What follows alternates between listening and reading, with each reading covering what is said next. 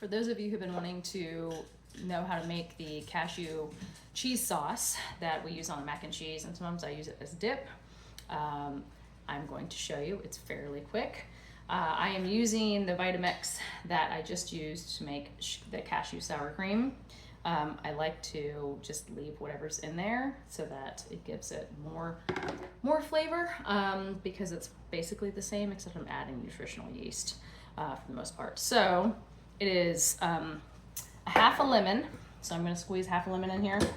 And I'm going to do that first to make sure there's no seeds, because that way if there are, it's easier for me to dig them out than if I've got all the other ingredients in and have to try and fish it out. And I'm going to go ahead and put the cashews in.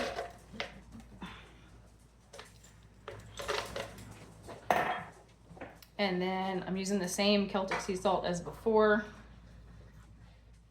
I put a couple of those in there. And then this one requires a clove of garlic. So I already peeled it. Just smash it before you put it in. So it looks like this. And then put it in. And then I'm going to need a full cup of filtered water. If you don't want it to be as thin, if you're making it more like a dip and less like a sauce, then just do half a cup of water, but I'm using it as a sauce, so I'm using a full cup. And I'm using filtered water from our Connecticut water filter, which I love.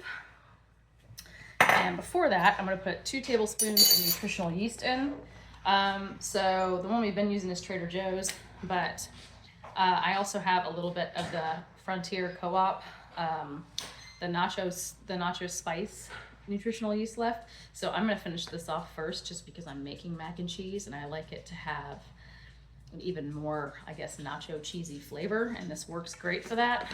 I put that in, and then the water, and then we let it go. Start on low and just work your way up until it gets creamy. And if you want to add more water, which I may, we'll see. It depends on how thin it gets.